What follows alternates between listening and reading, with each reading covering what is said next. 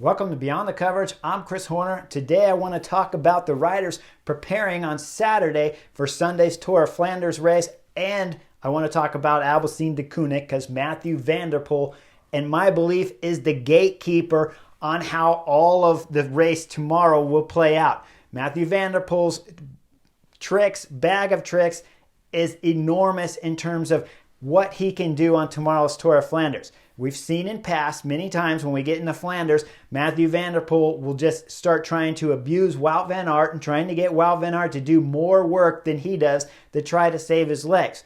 But now there's a Tadej Pogačar in the ring, and we know with Tadej Pogačar, he's probably going to be aggressive when we're talking 60 kilometers out, throwing in some big-time attacks on those bergs. And then Mathieu van der Poel just needs to follow the Slovenian and hope that Wout van Aert has been dropped. Now, here's the problem, though, because you got to have a whole lot of hope, because Wout van Aert looks like he has been getting better throughout the season. Remember, he was a little bit sick when the season began, and he was at altitude training camp. He was supposed to do Strade Bianche, but skipped that.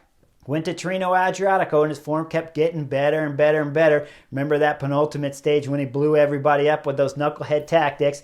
You could tell he left Trino Adriatico in better form than he began. Went to Milan-San Remo, and there was still just a little bit under form when we saw Tim Wellens get onto the front and really start blowing things up on the Poggio before that left tight turn where Mathieu van der Poel was a bit closer to Tadej Pogačar, and Tim Wellens was able to close that gap, and Wout van Aert was closing more gaps in the back, costing the big guy some energy. So we leave Milan-San Remo. Now we go into the classics with E3 Saxo Bank, and we saw Wout van Aert still off the form of Mathieu van der Poel, so Mathieu van der Poel was dictating the race. His bag of tricks there at E3 Saxo Bank were to be aggressive and try to get rid of Wout van Aert. Now, when we saw him at Milan-San Remo, his bag of tricks were to follow everybody up the Poggio and then attack once he got close to the summit there, the Poggio, with 200 meters to go. Throw in one blistering attack over the Poggio, drop down the descent, accelerating out of all of the corners so nobody could gain on him, and then all the way on the flat roads for 2K into the final to win Milan-San Remo. If you look at Mathieu van der Poel, and from my perspective, when I'm thinking about as a DS, or just thinking about how to coach him through Tour of Flanders, I need to see how Wout van Aert's form is first. And I got to believe Mathieu van der Poel's thinking the same thing, because he usually picks the right tactics when we're talking Tour of Flanders in these big classics to be able to try to work his race around Wout van Aert, either going early like we saw at E3 Saxo Bank, following wheels like we saw at Milan-San Remo, or if we go 2 Flanders back, making Wout van Aert do more work than he does and then trying to beat the big guy at the line. So I love the way Mathieu van der Poel races. Even when he's being a little too aggressive, I still like it because normally there's a reason, and he's seen someone back there hurting, one of the favorites, and he knows going early might help him win. So when we get here to Tour of Flanders, on tomorrow's big race, Mathieu van der Poel is my gatekeeper. He's going to keep an eye first on Tadej Pogačar, but he's going to always try to hope that he can get rid of Wout van Aert, who I believe has just been coming better and better and better. Like I said, leaving Torino, getting better at Milan-San Remo, suffering a little bit at E3 Saxo Bank, then looking very, very impressive at Gent-Wevelgem, and then, of course, taking a little bit of a break, skipping a race, and now starting here at Tour of Flanders. So I think we're going to see Wout van Aert on his top form. But Mathieu van der Poel, like I said, will dictate his race around how it evolves, usually keeping his Albacete de Koenig riders attacking early there with about under 100 kilometers to go, probably something closer to 80 when they start attacking, or following the attacks from Jumbo-Visma. Only here, I would like to see Albacete de Koenig, instead of working with Jumbo-Visma, shut it down and just follow Jumbo-Visma and try to just kill everything that Jumbo-Visma's in, or be in the break up the road with a Søren Kragh Andersen and no Jumbo-Visma and making Jumbo-Visma chase from the back. Of course, that's a tall order to get in the break without a Jumbo-Visma, because if I'm going into the race tomorrow and I'm the director for Jumbo-Visma, I'm saying you cannot let Albacete de Koenig go anywhere without one of us, and then we'll decide when you're in that group whether or not if you're allowed to work. So a Thies Benoot's probably not allowed to work with, of course, a Søren Kragh Andersen, but a Christophe Laporte possibly will have the green light to go all the way to the finish if he's just got to beat someone other than Mathieu van der Poel on Albacete de Koenig. keep an eye out once we get into that 100K to go with Mathieu van der Poel, what he's going to choose to do to try to help his odds to win Tour of Flanders. And usually the Dutchman chooses the right tactics when it comes to racing against a Wout van Aert.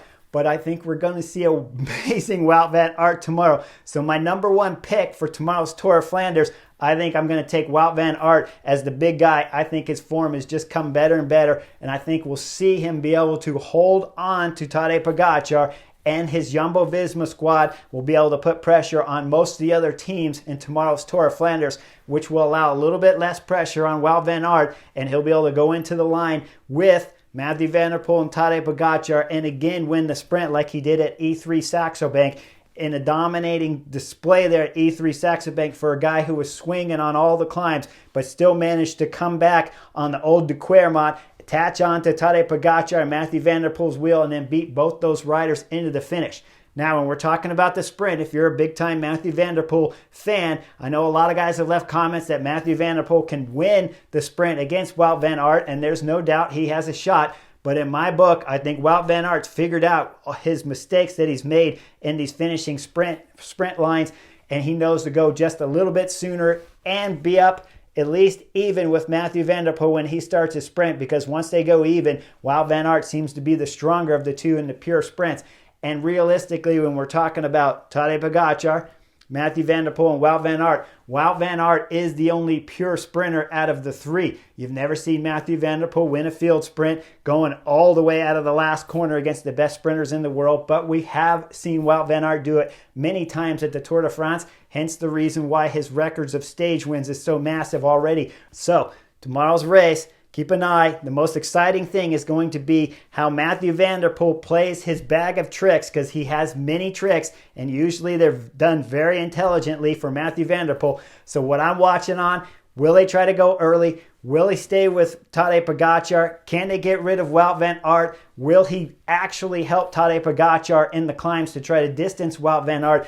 And then if he can't stay with Tadej Pogačar, and let's say the Slovenian drops everyone because it's a 270 kilometers race, let's say the Slovenian does drop everyone, does Mathieu van der Poel sit back there with Wout van Aert and have Wout van Aert do just a little bit more work than the Dutchman and then come into the finish a little bit fresher, and then he's able to beat Wout van Aert in the sprint? That wouldn't surprise me either, but if I got to take a pick, I'm telling you, I'm going with Wout van Aert, because the big guy, it looks like his form has just been increasing throughout the last couple weeks, if not 3 weeks from Trino Adriatico.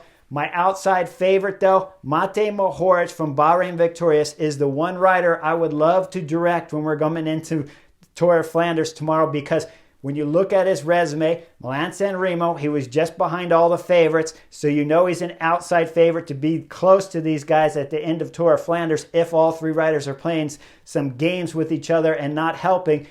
And I like the way that the guy has always been at the front. When we're talking Kern-Brussels-Kearns, he's been there. E3 Saxo Bank, he was there. But tactically, he's been an absolute nightmare. So I'm not throwing him in as the dark horse. I'm only throwing him in as the dark horse if I could actually direct him, keep him calm, keep him doing the right tactics, have him stay with those three leaders for as much as he can, and hope that those guys play some kind of tricks with each other where they don't want to work, and then all of a sudden it opens up the door for a Matej Mohoric to be able to slip away and win tomorrow's Tour of Flanders. Don't be surprised, though, if that dark horse instead comes out Stefan Kuhn from FDJ, who's been riding on good form and tactically been a little bit better than Matej Mohoric, because you can't get worse than Matej Mohoric in terms of his tactics. But like I said, if you gave me the Slovenian Matej Mohoric, the coach, all the way into Tour of Flanders, and he did everything right, I think he would be the guy that could shine and come through with something big on tomorrow's Tour of Flanders if there's some games between the top three. Make sure you guys like and subscribe. Tomorrow's race is going to be fun to watch. The tactics from 100K to go all the way to the finish. Right away, keep an eye out. Does Wout van Aert look better? Is he coming off the back? Is Tadej Pogačar being more aggressive than Mathieu van der Poel? As such, like we saw at E3 Saxo Bank, does Mathieu van der Poel just follow Wout van Aert all the way around and make the big guy do some work? That's all going to be the most interesting topic until we get down to the final three, deciding out who's going to win Tour of Flanders on tomorrow's Sunday race. Make sure you like and subscribe, and I'll see you guys on the next edition of the Butterfly Effect real soon.